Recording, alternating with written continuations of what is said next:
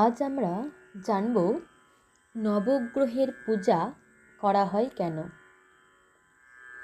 সূর্য, চন্দ্র, বৃহস্পতি, শুক্র, কেতু, মঙ্গল, বুধ, শনি ও রাহু, এই 9টি গ্রহই সমস্ত মানুষের জীবনকে নিয়ন্ত্রণ করে। তাই গ্রহদের কুপ্রভাব থেকে মুক্ত হওয়ার জন্য নবগ্রহের পূজা করা হয়।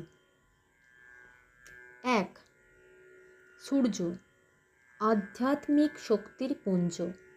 সূর্যের উপাসনায় মানুষ বহুভাবে উপকৃত হয়। 2. চন্দ্র ঔষধিপতি। একে মনের রাজা বলা হয়, মনকে চালায়। বৃহস্পতি, একে সমস্ত গ্রহ নক্ষত্রের রাজা বলা হয়, এর অনন্ত শক্তি।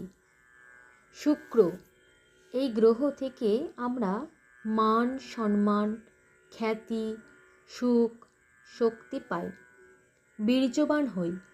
কেতু, এই গ্রহ রাহুরই অংশ। রাহু যখন উপরে থাকে, কেতু তখন নিচে থাকে। কেতু সর্বদা অশুভ ফল দান করে, তাই শান্ত রাখার জন্য পূজা মাদুলি ধারণ করা হয়। মঙ্গল, এই গ্রহ কার্তিকেয় স্বরূপ। এই গ্রহ কার্তিকের স্বরূপ, রক্ত সঞ্চারে সাহায্য করে। বুধ, এই গ্রহ খুবই বুদ্ধিমান ও ধীশক্তি সম্পন্ন, কল্পনা শক্তি যোগায়।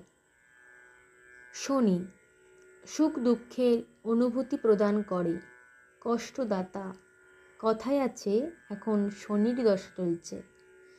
শেষ গ্রহ রাহু, শনির মতোই কষ্টদায়ক।